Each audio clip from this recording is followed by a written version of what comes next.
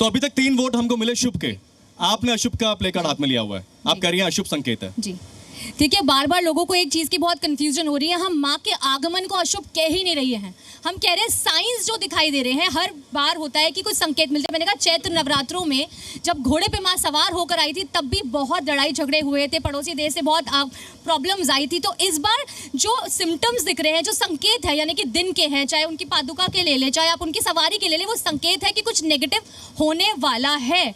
और 2 ग्रहण भी कहीं ना कहीं पड़े हैं। कर दें, हम ये कह रहे हैं कि माँ जो नवरात्रे हैं, माँ की आराधना है, माँ का आगमन है, वो हमेशा ही शुभ होगा, लेकिन माँ संकेत दे रही है अपने बच्चों को कि भाई ये होने वाला है, अलर्ट हो जाओ, अलर्ट हो जाओ। बदल रहे हैं, यहाँ पर ग्रहण लग रहे हैं, तो एनर्जी तो चेंज होंगी ना कहीं कुछ ना कुछ इफेक्ट होगी। यहाँ पर ये भी नहीं भूलना चाहिए कि अशुभ नहीं कहा जाना चाहिए, पहले हमें बिल्कुल यहाँ इसे शुभ ही कहना चाहिए, अशुभ नहीं कहना चाहिए। हमें ये नहीं भूलना चाहिए कि माँ ने जो है नेगेटिव एनर्जी को भक्षणहार किया है, उनको भक्षणहार किया, उन्होंने महिषासुर का जो है नाश किया है, सब दानवों का नाश किया है।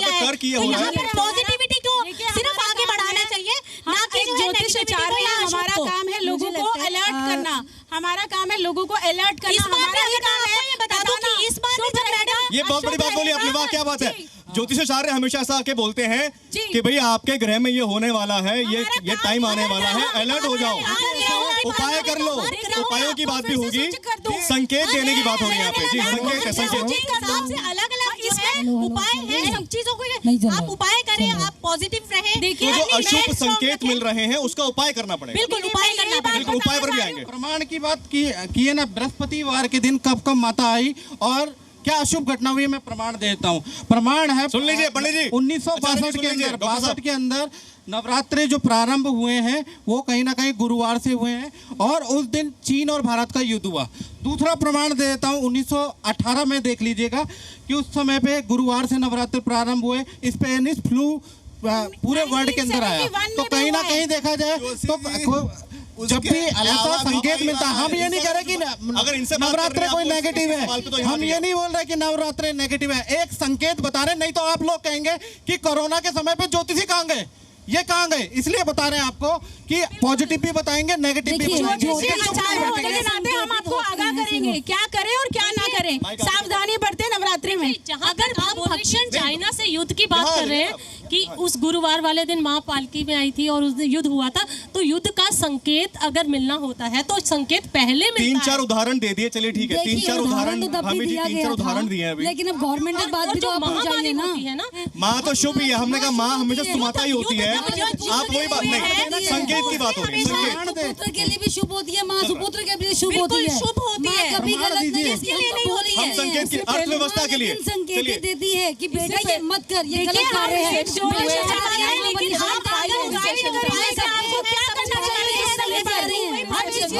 उपाय करने पड़ेंगे, यानी उपाय करने पड़ेंगे ना, बिल्कुल उपाय करेंगे। उपाय तभी तो करने पड़ते हैं जब कुछ अशुभ हो रहा होता है, क्योंकि कहते हैं वो दुख में भजन करे हर कोई, सुख में करे ना कोई, जो सुख में भजन करे तो दुख काहे को होए। जब हम आवाहन करेंगे अशुभ तो संकेत तभी तो करने पूजा करेंगे, पाठ करेंगे, उस पूजा और पाठ का क्या क्यों बोल रहे हैं, शुभ उपाय करो, हम भी तो ये बोल रहे हैं। लगता है बहस ज्यादा हो रही है, जयकारा लगाते हैं, जयकारा शेरावाली का, बोल साचे दरबार की जय। चलिए सब शुभ शुभ होगा, आप बताएं। आप अशुभ संकेत इसलिए है, ठीक 2 तारीख रात को 9:16 से सूर्य ग्रहण शुरू हो जाएगा, जो कि 3:17 सुबह तक चलने वाले हैं। और सभी को पता है ये बात तो कि सूर्य ग्रहण के बाद चाहे इंडिया में दिखे या ना दिखे, उसकी इफेक्ट जब पिता को ग्रहण लगते हैं तो पूरे ब्रह्मांड में उसका असर होता है। इसीलिए 90 डेज सावधानी बरतना जरूर है। ये बोलना चाहूंगी कि जो ये नवरात्रे होते हैं, इन नवरात्रों में जो भी पूजा अर्चना की जाती है उससे सुख समृद्धि और आर्थिक लाभ मिलता है लोगों को। तो वो तो कोई मना नहीं कर रहा, तो मैं ये बात कोई बात नहीं कर रहा, आर्थिक स्थिति संसार की कैसी रहेगी, तो आर्थिक स्थिति इससे इम्प्रूव ही होगी। मुझे उल्टा लग रहा है कि आर्थिक स्थिति, आर्थिक मंदी आएगी 6 महीने तक, कहीं ना कहीं युद्ध के हालात बन जाएंगे और कहीं ना कहीं मुस्लिम कंट्रियों में और ज्यादा युद्ध होगा, क्योंकि माता संकेत भी देती है, माता के हाथ में त्रिशूल भी है, शक्ति का प्रतीक, युद्ध का प्रतीक, और कहीं ना कहीं देखा जाए तो विजय का, सिद्धि का भी प्रतीक माता ही है। ये क्यों सोचते हैं कि हमें तो प्यार ही देगी? राक्षसों को दंड भी देगी ना। आप अपना कर्म देख लीजिए ना, कर्म देख लीजिए, कर्म देख लीजिए। दुष्टों का संहार करेगी इस बार माता, दुष्टों का संहार करेगी माता। माता अवेकनिंग लाएगी लोगों में, लोगों में एक ऐसी अवेकनिंग कि लोगों को ज्ञान होगा कि क्या सच है और क्या सच्चे नहीं है। सत्य और असत्य का साथ देना शुरू कर देंगे लोग और परखेंगे लोगों को, which is good। अब अगला सवाल ये आ रहा है, आपको पता है, बना के रंगों से तस्वीर बदल लेती हैं, कमा से निकला हुआ तीर बदल लेती हैं, माँ के जलवे को क्या कहना, बदलना चाहे तो सबके तकदीर बदल लेती हैं। ये शारदीय नवरात्र है, माँ का नवरात्र है और हस्त नक्षत्र में प्रवेश है। एक चीज आपको बता दें, हम बढ़ते हैं अपने अगले टॉपिक की तरफ। शक्ति स्वरूप देवी की उपासना पराक्रम का वरदान देती है, ऊर्जा बढ़ाती है, लेकिन आजकल देखा जा रहा है कई देशों में ऊर्जा का गलत इस्तेमाल भी हो रहा है। और सवाल यह है कि ये शारदीय नवरात्र ये किस तरह की ऊर्जा का संकेत दे रहे हैं? क्या ये द्वेष बढ़ाएंगे? क्या ये हिंसा को बढ़ावा देंगे? आइए देखते हैं रिपोर्ट। मां की सवारी को लेकर विद्वानों की माने तो पालकी पर मां का आगमन ये भी संकेत देता है कि विश्व में हिंसा और द्वेष के मामले बढ़ सकते हैं। इस वक्त दुनिया हिंसा का ऐसा दौर देख रही है जब कई देश एक दूसरे से लड़ रहे हैं। ऐसा लग रहा है जैसे विश्व युद्ध और जंग के मुहाने पर खड़ा है। इजराइल और ईरान, रूस और यूक्रेन की तस्वीरें इसी ओर इशारा कर रही हैं। वहीं ब्रिटेन, बांग्लादेश और मणिपुर हिंसा की तस्वीरें भी कम विचलित करने वाली नहीं रही। और अब विद्वानों के संकेत तो यही बता रहे हैं कि आने वाले दिनों में हिंसा अपने चरम पर हो सकती है। रिपोर्ट इशारा कर रही है जो देशों में हिंसा फैल रही है वो बढ़ने वाली है, अच्छे संकेत नहीं दे रही। हमारे साथ जो विद्वान यहाँ पर हैं उनसे वोटिंग करा लेते हैं। शारदीय नवरात्र क्या संकेत दे रहे हैं? दुनिया में युद्ध बढ़ने वाला है क्या? शुभ संकेत या अशुभ संकेत? अब आपने पाला बदल लिया, अब आप शुभ बता रहे हैं। आप नहीं, मैं अशुभ इसलिए बता रहा हूँ, इसका नवरात्र से कोई ताल्लुक नहीं है, नवरात्र को मैं बिल्कुल नहीं जोड़ रहा। लेकिन जो संवत्सर की कुंडली थी इस साल, वो जो कुंडली है वो कुंडली में ग्रह स्थिति बहुत ख़राब है। अगर हम देखें तो अप्रैल के बाद से स्थितियाँ पूरी दुनिया में बढ़ती जा रही हैं। बहुत सारी दुर्घटनाएं भारत में भी हुई और युद्ध का माहौल बना ही हुआ है। यूक्रेन में हो रहा है, इसके अलावा लेबनान वगैरह सब तरफ हो रहा है। जब माँ पालकी में आती है, स्थिति है ये तो चलने वाली है। जब माँ पालकी में आती है तो क्या युद्ध बढ़ेंगे? अभी हम देख रहे हैं मिडिल ईस्ट में टेंशन चल रही है। बिल्कुल आप देख रहे हैं। और देखिए, मैं बार बार बोल रही हूँ, जैसे सर ने भी बोला, माँ का आना कभी अशुभ नहीं होता है। लेकिन जब हम प्रिडिक्शन करते हैं मैदिनी ज्योतिष में, तब ग्रहों के ट्रांजिट जो है वो सबसे ज्यादा प्राइमरी रूप से देखे जाते हैं। और ट्रांजिट के हिसाब से जो ये कन्या राशि में जो ग्रहण लग रहा है, कालपुरुष की ये ऋण रोग शत्रु की राशि है। यानी कि इस समय फाइनेंशियल इश्यूज बाहर तो हो गया, हमारा भारत रोगों के मेडिकल लाइन में के लिए बहुत शुभ है, शत्रुता भारत के लिए तो हो रहा है। देखिए, भारत के लिए व्यापक रूप से हो रही है। भारत के जो शत्रु जो है, जो वॉर चल रही है, कोई टेंशन वाली बात नहीं है। इजराइल और रशिया और यूक्रेन की वॉर में और एजिटेशंस बढ़ेंगी। सिमिलरली जो फिलिस्तीन और उसकी वॉर है इजराइल की, वहाँ पे भी आपने अभी देखा कि कल ही पहले भी नवरात्रि से कोई कनेक्शन नहीं है। वॉर्स बढ़ेंगे बट नवरात्रि से कोई कनेक्शन नहीं है। माँ कभी भी ऐसा वो नहीं करती है। ये तो टाइम है बेस्ट पॉजिटिव एनर्जीज का मैनिफेस्टेशन का टाइम है। देशों के देखिए, देशों में लास्ट टाइम में 2021 में जैसा कि हमने देखा था, जब माँ पालकी में थी, लोग बोल रहे पालकी में कोई फर्क नहीं पड़ता। क्यों नहीं पड़ता? हम वही बात कर रहे हैं, यहाँ पे मुद्दा वही है। ग्रह चाल जो नहीं देख सकते हैं, वही तो माँ हमको आगे संकेत दे रही हैं कि ये आगे जाके प्रॉब्लम होगी। अभी वॉर चल रहा है, ठंडा वॉर है, कोल्ड वॉर चल रहा है, कोल्ड वॉर चल रहा है, रशिया का, इजराइल, फिलिस्तीन का ये युद्ध तो 1 साल से चल रहा है। अभी कुछ दिनों में पूरा 1 साल पूरा हो जाएगा। तो उससे पालकी से कैसे कनेक्ट कर सकते हैं आप? मैं पहले बताइए। यूक्रेन रशिया कितने टाइम से वॉर, नवरात्रे से हम इसको कनेक्ट कर सकते हैं, क्योंकि नवरात्रे के अंदर ही बृहस्पति देव वक्री होने जा रहे हैं और शनि कभी भी मेदिनी ज्योतिष के अंदर कुंभ, मीन और मेष राशि में होता है तो युद्ध होता है। ये मेदिनीय ज्योतिष है, ये मैं नहीं बोल रहा, ये मैं नहीं बोल रहा, ये मेदिनीय ज्योतिष बोलती है। मेदिनीय पालकी से माता संकेत दे रही है ना, माता कभी अशुभ नहीं होती, लेकिन क्या है कि ये संकेत है जो हम ज्योतिषी लोग पढ़ के आप लोगों को बता रहे हैं। कल को आप ये ना बोले कि कोरोना हुआ और हमने बताया नहीं। वो ये कह रहे हैं, वो नक्षत्र की बात कह लीजिए या जो फेंगशुई की बात कह लीजिए, उनका तो यही कहना है कि हम एक संकेत दे रहे हैं, माँ भी संकेत दे रही है। जब ज्योतिषी गणना करेंगे आप तो पाएंगे कि ये हालात संकट वाले ही बन रहे हैं, संकट काल के हालात हैं। देखिए चतुर्ग्रही योग में कलश स्थापन, कुंभ पूजन, नवरात्र का हो रहा है। 4 उसमें बैठे हुए कन्या में ग्रह। बता दें ये नवधा भक्ति है नवरात्र, ये विजय का प्रतीक है। इसमें परमपिता परमात्मा रामचंद्र ने विजय का प्रतीक है। वो कह रहे हैं कि भारत में आतंकी हो जाएंगे।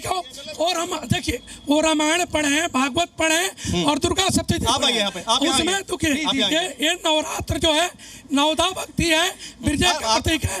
जो रावण रूपी संसार में असुर है, राक्षस है, उसको राम ने वध किया। ये विजय की बात कर रहे हैं पंडित जी का अपनी जगह पे तर्क बिल्कुल सही है, वो तर्क सही दे रहे हैं, लेकिन मैं ज्योतिषी की तरह बता रहा हूँ, वो पंडित की तरह बता रहे हैं, भक्त की तरह बता रहे हैं, उनका अपना तर्क बिल्कुल सही है। अब देखिए कर दिया कंफ्यूज, आम आदमी किसके पास जाए? पंडित जी के पास जाएंगे, वो कहेंगे विजय भव। कोई भी तर्क नहीं होता। ज्योतिषाचार्य के पास जाएंगे, ज्योतिष संकट है, उपाय करना पड़ेगा, खर्चा करना पड़ेगा, ऐसा तो नहीं है।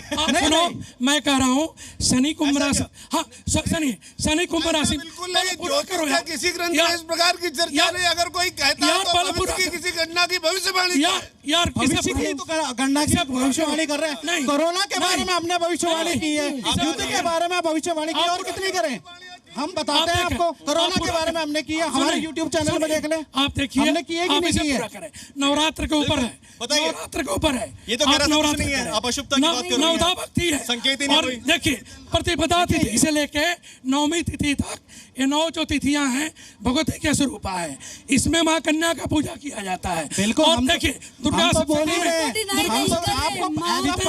आचार्य मना ही नहीं कर रहे हैं आपको, हम तो हम ज्योतिष के हिसाब से बोल रहे हैं। उनका ये कहना है, हम सुन रहे हैं, हमारा सुनिए, आप पहले सुन तो लीजिए, आप पहले सुन लीजिए भाई। मैं कह रहा हूँ कि नवरात्र जो तिथि है जिसमें 9वीं तिथि से विजयदशमी मनाया जाता है, और किसी नवरात्र में विजयदशमी नहीं है, इसी नवरात्र में विजयदशमी है। यह तमाम विद्वानों के बीच में मामला उलझता हुआ दिख रहा है। अब ये देवी की सवारी कुछ और भयावह संकेत दे रही है क्या? ये रिपोर्ट देखिए। दुनिया भर में बाढ़, बारिश, तूफान और भूकंप जैसी स्थिति बन सकती है। देखा जाए तो बाढ़ बारिश ने न सिर्फ भारत बल्कि दुनिया के कई देश को बेहाल कर रखा है। ओमान, फिलीपींस, वियतनाम, अमेरिका और चीन जैसे देश भी बाढ़ से बेहाल हैं। इतना ही नहीं, देवी की सवारी महामारी के संकेत भी दे रही है। अमेरिका और दक्षिण कोरिया सहित कई देशों में कोविड के मामलों में वृद्धि देखने को मिली है। मंकी पॉक्स, चांदीपुरा वायरस के केसेस भी बढ़ रहे हैं, तो वहीं दुनिया में सुपर बग से महामारी का खतरा मंडरा रहा है। तो आप विद्वानों की क्या राय है प्राकृतिक आपदा और महामारी को लेकर? क्या संकेत है, शुभ या अशुभ? बैक टू बैक 2 ग्रहण पड़े हैं। पहले चंद्र ग्रहण पड़ा 17 सितंबर को, अब जो है एक दिन पूर्व सूर्य ग्रहण पड़ा। और जब भी ग्रहण पड़ते हैं तो कहीं ना कहीं आने वाले कुछ समय के लिए ये परेशानियां आती ही आती हैं। हाँ, ये हम जरूर कर सकते हैं कि इस दौरान पूजा यही तो संकेत दे रही हैं। पालकी से यही तो माता संकेत दे रही हैं। भले ही आएंगी, लेकिन ये परेशानियां इतनी नहीं होगी कि इतना ज्यादा तकलीफ होगी और वॉर नहीं होगा 1 साल तक। मैं ये बोल रही हूँ, भारत पे कोई संकट नहीं आएगा। प्राकृतिक आपदा महामारी को लेकर क्या संकेत है? संकेत बता रही हैं या शुभ? अशुभ संकेत बता रही हूँ। देखिए, नवरात्रि की बात हम यहाँ पर कर रहे हैं, हम ग्रहण की या और किसी चीज की बात नहीं कर रहे। आप जल्दी से बताएं, बिल्कुल शॉर्ट में बताएं। देखिए ले ले ताकि समझ में आए दर्शकों को क्या बता रही हैं। प्राकृतिक आपदाओं के संकेत बिल्कुल बनते हैं। मुझे लगता है हम दुर्गा सप्तशती में अलग अलग असुरों के विनाश के बारे में हम सुनते हैं, तो माँ तो असुरों का विनाश भी करती है ना, नकारात्मक ऊर्जा को खत्म भी करती है। बिल्कुल ठीक है। भावना जी, किस राशि के लिए सबसे ज्यादा आपको अशुभ संकेत दिख रहे हैं और क्या महा उपाय है उनके लिए इस नवरात्र में जो कर लें जो अशुभ से शुभ हो जाए? देखिए, नवरात्र यानी कि 9 शक्तियों का मिलन होता है। पहले दिन से मुझे लगता है दुर्गा सप्तशती का पाठ, जैसे मैं पहले भी कह रही थी कि माँ का जो आवाहन होता है वो नकारात्मक ऊर्जा को खत्म करता है। तो इसीलिए सभी के लिए मुझे लगता है यहाँ पे कन्या राशि वाले लोगों के लिए थोड़ा सा, क्योंकि कई सारे ग्रह एक ही राशि में रहेंगे, तो कन्या राशि वाले लोगों को थोड़ा सा सतर्क रहने की ज़रूरत है। बाकी दुर्गा सप्तशती का पाठ पूरे 9 दिनों में ज़रूर करना चाहिए। डेफिनेटली आप पॉजिटिविटी को इन्वोक करेंगे। किस राशि के लिए आपको लगता है ज़्यादा टेंशन वाली बात है? तो जैसे पहले भी बोला है कि एक ऐसी एनर्जी है, माता की जो एनर्जी है वो बहुत पॉजिटिव है, तो मैं भी यहाँ यही समझती हूँ कि कन्या राशि के लिए थोड़ा सा जो है नेगेटिव है।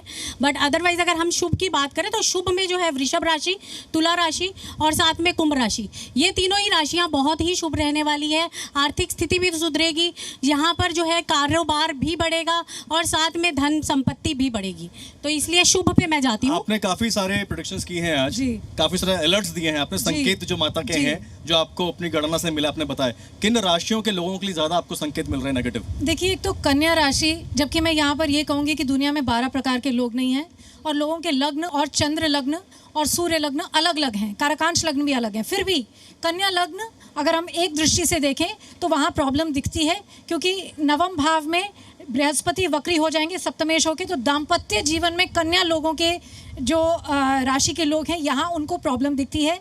मेष लग्न के जो लोग हैं वहाँ पर भी, क्योंकि छठे भाव में काफ़ी क्रूर ग्रह, क्योंकि मंगल भी छठे भाव को देख रहा है और छठे में ही ग्रहण लग रहा है, जो कि मैं मानती हूँ भारत में विजिबल नहीं है। इसका मतलब राष्ट्र इफेक्ट नहीं होगा, मगर इंडिविजुअली राहु केतु किस अक्ष में है वो आपको इंडिविजुअली इफेक्ट कर सकता है। मेष वालों को जी, यहाँ थोड़ी परेशानी दिखती है। क्या महा उपाय बताइए उनके लिए, कुछ क्या किए जाए? देखिए, मुझे ऐसा लगता है हम नवरात्रों की बात करें तो हम उपाय जो बताएंगे वो भी नवरात्रों से रिलेटेड ही बताएंगे। सबसे पहले आपको अपने धन को प्रोटेक्ट करने की जरूरत है, जो कि गणना बन रही है। आपको माँ लक्ष्मी का आवाहन करना है, माँ लक्ष्मी के मंत्रों का जाप करना है। माँ को कमल गट्टे की माला से अगर आप हवन करते हैं अष्टमी वाले दिन तो आपके लिए बहुत बेहतर रहता है। साथ ही साथ आप अगर माँ को काले तिल अर्पित करते हैं, जैसे कि हम बता ही रहे हैं कि माँ कष्ट दे सकती हैं या कष्ट आ सकता है, मतलब संकेत दिखता है हमको, तो आप दुर्गा सप्तशती का पाठ करें अपने घर पर, खुद बोलकर करें, संस्कृत में करें, हिंदी में करें, जैसे भी आप चाहें, लेकिन आपको उसके शुभ फलों का लाभ मिलेगा। कीलक मंत्र का पाठ कीजिए, मात्र ओम दुर्गाय नमः का भी जाप करते हैं तो आपके लिए उन सभी फलों की प्राप्ति होगी। तो किन राशियों पर संकट है और अशुभ को शुभ कैसे किया जाए, इसके महा उपाय तो आपने समझ लिए, जान लिए, लेकिन वो सवाल जो हर आदमी से जुड़े हुए हैं, हर व्यक्ति से जुड़े हुए हैं, उनके क्या सवाल है और क्या विचार है, क्या महा उपाय है, उसको समझ लेते हैं। धन, पैसा, जेब खाली ना हो, धन बढ़ता रहे, ये हर व्यक्ति चाहता है, चाहे किसी भी राशि का हो। तो इस नवरात्र में क्या महा उपाय किया जाए कि सबके धन की वर्षा होती रहे? मांग लो जो भी मांगना है, मौज में है महारानी। तो ऐसे में माँ भगवती के सामने यदि आप चंपा के फूल और कमल गट्टे, इनको देसी घी के साथ में अगर माँ की हवन पूजा आराधना करते हैं, हवन सामग्री में डालकर, यकीनन महालक्ष्मी की कृपा बनती है। लक्ष्मी स्तोत्र का पाठ करें, दुर्गा कवच का पाठ करें, जो आपके शरीर को स्वस्थ रखे और धन की भी कृपा करें। नौकरी किसी की स्थिर ना हो, नौकरी में और स्टेबिलिटी कैसे लाई जाए, या नौकरी में प्रमोशन कैसे पाया जाए? माँ का बीज मंत्र ओम ऐं ह्रीं क्लीं चामुंडाय विच्चय। इसमें तीनों देवता ब्रह्मा विष्णु महेश और तीनों देवियां महाकाली, महालक्ष्मी और महासरस्वती साथ साथ में नवदुर्गा का जो कितने मंत्र करने हैं, कब करने हैं? कम से कम 108 बार आप करें। और अगर नौकरी के लिए करते हैं तो आप सटीक की माला में करें और श्री यंत्र को आप स्थापित करें पहली प्रतिपदा के दिन, और रोज श्री यंत्र का अभिषेक आप पंचामृत से करें पूजा के दौरान। बहुत सारे कैंडिडेट्स होते हैं, एस्पिरेंट्स होते हैं, सरकारी नौकरी की तैयारी कर रहे होते हैं, उनके लिए क्या उपाय है? जय माता दी। आप सबसे पहले यहाँ पर पूरी नवरात्रि में दुर्गा सप्तशती का पाठ करें और वो भी एक ही फ्लो में करें। किसी का व्यापार अगर मंदा चल रहा हो और व्यापार को और आगे बढ़ाना हो तो नवरात्रि में एक छोटा सा उपाय इनको ज़रूर करना चाहिए। एक तो अपने व्यापार में इनको हनुमान जी की जो चित्र हो या मूर्त हो विराजमान करें, या अपने घर में भी कर सकते हैं। 2 लौंग इनको लेने हैं, एक तो रोज़ इनको 2 लौंग शिवलिंग पे चढ़ाने हैं, दूसरा इनको रोज़ हनुमान चालीसा का पाठ करना है, साथ में चमेली का दीपक ज़रूर जलाना है इस बार माँ के आगे। आपका व्यापार देखिए कैसे भागेगा। किसी को अपने मकान का योग बनाना हो, मकान खरीदना हो, देहि में सौभाग्यम देहि में परमम सुखम रूपम देहि जयम देहि यशो देहि दिशो जयी, यानी देवी तंत्रोक्त सूक्त का पाठ 4 बार डेली करेंगे तो हर परेशानी से मुक्ति मिलेगी। 4 पाठ एक साथ करना है? हाँ, 4 करना है। कोई अपना वाहन खरीदना चाहे तो कैसे योग बनेंगे उसके? अगर आप वाहन खरीदना चाहें या किसी भी चीज़ में आपके काम नहीं बन रहे हैं तो आपको ये ध्यान रखना है कि इस नवरात्रों के दौरान आपके घर में कहीं पर भी कोई सूर्यास्त के बाद अंधेरा ना हो, आप किसी भी कोने में गंदगी ना हो और हर जगह को आप अच्छी तरह से उजागर रखें। मंदिर में जहाँ पर आपने माँ दुर्गा की मूर्ति को स्थापित किया है उनको अच्छे से वस्त्र पहना के रखें और उनको बहुत ही अच्छे श्रृंगार में रखें। फिर आप जिस चीज़ की भी कामना करेंगे, जिस चीज़ के लिए आप माँ से मतलब आप प्रार्थना करेंगे, संपूर्ण मनोकामना का आपने तो बता दिया महाउपाय, ठीक है। मनचाहा वर किसी को चाहिए हो, कन्या को, या मनचाही वधू चाहिए हो। या देवी सर्वभूतेषु शक्ति रूपेण संस्थिता नमस्तस्यै नमस्तस्यै नमस्तस्यै नमो नमः। इस मंत्रों को जपना है। साथ में माँ को चूड़ियाँ अर्पित कीजिए, 16 सिंगार अर्पित कीजिए और खास करके मेहंदी अर्पित कीजिए, सिंदूर अर्पित कीजिए और चूड़ियाँ जो है लाल और हरा चूड़ियाँ अर्पित कीजिए। ज़रूर ज़रूर जो मनचाहा वर और वधू मिल जाए। संतान प्राप्ति का क्या उपाय बताएंगे? ओम देवकी सुत गोविंद वासुदेव जगतपते देही में तन्नम कृष्ण त्वामहं शरणं गता। इस मंत्र को जप करें और आपका पहला क्वेश्चन था पूरा कर दें। किसी बच्चे को, वर को अगर कन्या की जरूरत है तो पत्नी मनोरमाम देही मनोव्रताम सारणीम तारणीम दुर्ग संसारस्य सागरस्य कुलोद्भवाम मंत्र के 108 बार जप करें। किसी कन्या को पति की जरूरत है, वो भगवान के शिव की स्तुति है, हे गौरी शंकरार्धांगिनी यथा त्वं शंकर प्रिया तथा माम कुरु कल्याणी कांत कांताम सुदुर्लभाम। इस मंत्र के जप करें। घर के कलेश, घर के तनाव को कैसे दूर किया जाए? जुहियात पायसम तिल सर्वसा, तिल, खीर और घी 3 को मिलाकर हवन करना चाहिए। एक बात। दूसरी बात, अगर कोई पूरी दुर्गा सप्तशती का पाठ नहीं कर पाता है तो एकेन मध्यमेन नयक नय तरयो रिह, अकेले मध्यम चरित्र का पाठ करना चाहिए। दूसरा, तीसरा, चौथा अध्याय। गलत मुकदमे में फंस गया है तो छुटकारा कैसे मिलेगा? क्या है महाउपाय? देखिए, माँ कालरात्रि की पूजा करें 7वें नवरात्रि पे और उनको गुड़ का भोग जरूर लगाएं, लाल श्रृंगार अर्पित करें और खास तौर से लाल सिंदूर उनको अर्पित करें। आपको हर तरफ से परेशानी से छुटकारा मिलेगा। बुरी नजर से कैसे बचाया जाए? माँ कात्यायनी का पूजन करिए और आप 108 कमल चढ़ाइए हनी में डाल के, और उस दिन छठे दिन अगर आप ये करेंगे तो बुरी नजर से बच जाएंगे। शत्रु पर विजय कैसे प्राप्त की जाएगी? क्या है महाउपाय? शत्रु पर विजय पाने के लिए सबसे पहले तो आप दुर्गा सप्तशती का पाठ करें, लेकिन माँ कात्यायनी की पूजा करें, माँ कालरात्रि की पूजा करें। कालरात्रि की पूजा करें और उनको गुड़ का भोग लगाएं, गुड़ के भोग के साथ अनार का भोग लगाएं और नींबू भी अर्पित करें। कोई जमीन का विवाद हो, कोई धोखे का शक हो तो कैसे बचाव किया जाए? ओम एम ह्रीम क्लीम चामुंडाय विचे, ओम ग्लोम हुम जय, ओम ग्लोम हुम जय स्वालय ज्वाले ज्वाले ज्वल ज्वल प्रज्वल प्रज्वल, एम ह्रीम क्लीम चामुंडाय विचे ज्वल हंग संग लंग शंग फट स्वाहा। ये सिद्ध कुंजिका मंत्र है। इस मंत्र के प्रभाव से हर तरीके की परेशानियां दूर होती हैं। शनि की महादशा हो, ढैया चल रही हो या कोई मारक ग्रह से परेशान हो, क्या उपाय किया जाए? देखिए, माँ कालरात्रि का संबंध शनि ग्रह से है, तो अगर शनि से संबंधित कोई भी दिक्कत है तो आप माँ कालरात्रि का पूजन कर सकते हैं। साथ ही में 9 दिनों के अंदर श्री सूक्त जी का पाठ किया जाना चाहिए। उत्तर पूर्व की दिशा में लाल आसन बिछा करके श्री यंत्र स्थापित करें और श्री सूक्त जी का पाठ करें। एक सवाल का जवाब ये दे दीजिए आप, किसने कहा शुभ, किसने कहा अशुभ? और ये तर्क वितर्क यहाँ पर बहुत हुए, सबके अपने अपने ज्ञान था, लेकिन अब जो आम जो दर्शक देख रहा है हमारा, उसके लिए क्या ऐसा कुछ बताएं आप कि जो भी तमाम वहम हो वो सब दूर हो जाए? देखिए, एक महा उपाय चलते चलते दे दीजिए। देखिए, देवी का आना कभी भी अशुभ नहीं होता। अब ये जो दुनिया चलती है, ये पृथ्वी पर जो कंट्रोल है वो देवी का कंट्रोल है, आकाश पे कंट्रोल शिव का है। तो इन दोनों के मेल से दुनिया बनती है। और जब भी नवरात्र होते हैं या कोई और त्यौहार होता है तो वहाँ पर देवी की पूरी एनर्जी होती है। तो माता के आगमन और माता के प्रस्थान को लेके बहुत सारे यहाँ पर बात हुई, किसने कहा शुभ, किसने कहा अशुभ, सबके अपने तर्क वितर्क सब कुछ रहे, लेकिन कोई ऐसा महा उपाय बताएं जो सबके लिए शुभ हो जाए, जिसका अशुभ का संकेत हो उसके लिए भी शुभ हो जाए, जो कॉमन हो सबके लिए। तो एक महा उपाय आप सभी को जो बोलना चाहूंगी वो उपाय है, फूल वाला लौंग लीजिए 42 और उस लौंग का एक एक जोड़ा उससे लाल वाला जो धागा है उसमें पिरो के माँ को अर्पित कीजिए मंत्रों के साथ। दुम दुर्गाए नमः, इस मंत्रों के साथ अर्पित कीजिए। सरल भाषा में समझाएं, जब कलश स्थापना की जाए तो किन बातों का विशेष ध्यान रखा जाए? देखिए, मैं सरल भाषा में बताना चाहता हूँ कि कलश जब भी स्थापित करें, क्योंकि नवरात्रि में सबसे महत्वपूर्ण है कलश की स्थापना करना। जैसे हमने यहाँ किया है, आप देख लीजिएगा। हमेशा आपको जो कलश लेना है वो स्टील का, लोहे का कलश नहीं लेना है, याद रखिएगा। कलश स्थापित अगर कभी भी करना है तो आप मिट्टी का ले लें कलश, ठीक है ना।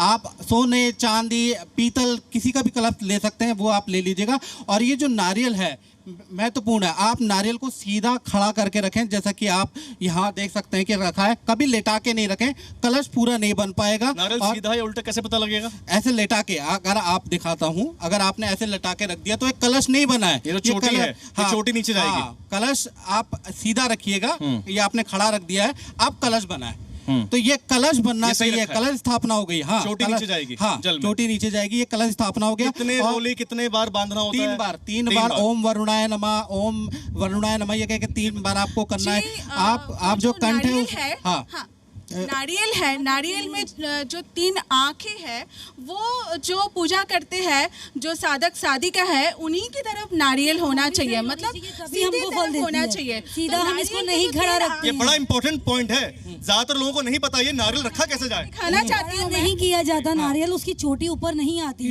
अपने मुंह के साइड पे रखता है इसको। ये जटा है। ये जो आप नारियल देख रहे हैं, लोग ऐसे कर देते हैं, ऐसे कर देते हैं, जो मर्जी ऐसे कर देते हैं। हाँ। पर नारियल रखने की जो एक्चुअली विधि है वो ये है कि जिस तरफ 3 आंखें हैं नारियल का, वो सीधी तरफ है, और उसी तरफ ऊपर नहीं रखना चाहिए। इसमें आंखें नहीं दिखेगी। देखिए, आप हटाओगे, जटा जिस तरफ है ना, 3 आंखें हैं, और इस नारियल अलग की तरफ जो साधक साधिका पूजा कर रहे हैं, उन्हीं की तरफ होना चाहिए, ताकि हम ही को फल मिले, ताकि इसका फल हमें ही प्राप्त हो। सुनिए, इसका विधान मैं बता रहा हूँ। ऐसे रखा जाएगा, जैसे ऐसे रखते हैं ना। मैं बता रहा हूँ, इसमें भी विवाद है। ना, आप कह रहे हैं कि जो जटा है वो ऐसे जाएगी, लेटा नहीं रखा जा सकता। मैं बता रहा हूँ, देखिए अपनी साइड पे कलश का भाग, मतलब एक सेकंड, आपका ये कहना है कि अगर साधक वहाँ बैठा है तो ये ऐसा रखा जाए? जी नहीं, देखिए आप साधक की तरफ, जिस तरफ साधक बैठ रहे हैं, उसी तरफ आंखें होना चाहिए। मैं बता रहा हूँ,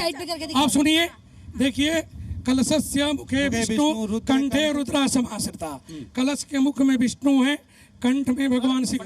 मैं बता रहा हूँ, ये पूर्व पश्चिम करके पूजा करने वाले बैठे, कलश ऐसे रहेगा, इसी में नारियल कपड़ा लपेट करके ऐसे रखना है। ऐसे रखना है। अभी आप कुछ देर पहले आपने ऐसे रखा था। नहीं, वो हम नहीं रखे थे, आपके कलाकार रखे थे, आपका मैनेजमेंट रखा था। अच्छा, डीपी साहब आप कह रहे हैं कि आप कह रहे हैं ये कि कलश को हमेशा ऐसे स्थापित, और लाल कपड़ा लपेट के, लाल कपड़ा भी नहीं है, पश्चिम करके रखा, लाल कपड़ा भी नहीं है। देखिए, कलश कैसे स्थापित किया जाए, इसी में भी बहुत विवाद लग रहा है।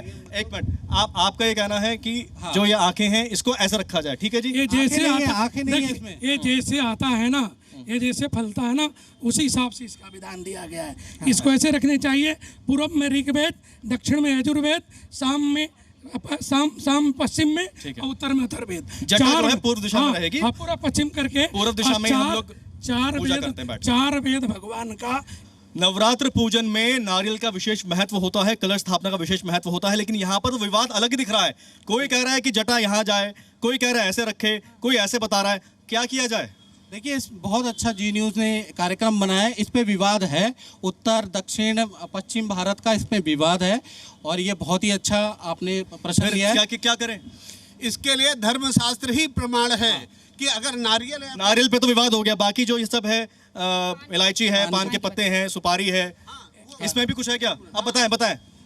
देखिए, ऐसा है कि क्षेत्र के अनुसार पूजाएं अलग अलग होती हैं, ये शास्त्री जी भी जानते हैं। क्षेत्रानुसार होता है। पुंगी फलम महादिव्यम नागबल्ली दलित, मेरे ख्याल से पुंगिल फल इत्यादि चढ़ाना चाहिए। हमने शुभ है संकेत या अशुभ संकेत हैं इस नवरात्र में माता के आगमन और प्रस्थान को लेकर, उस पर तो काफी उलझन भरी, काफी तर्क और वितर्क वाली डिबेट यहाँ पर रही, लेकिन चलते चलते एक डिबेट नारियल की स्थापना को लेकर भी हो गई है। तो हमें ये लगता है कि मन से प्रार्थना करें और अपने आप को बालक स्वरूप मान के प्रार्थना की जाए कि माँ तो सुमाता है ही, हम कपूत हो सकते हैं, सपूत हो सकते हैं, लेकिन उसके लिए मंत्र जो है पंडित जी कर दीजिए, धर्महीनम मंत्रहीनम क्रियाहीनम भक्तिहीनं सुरेश्वरी यद पूजितं मया देवी परिपूर्णं तदस्तु मे।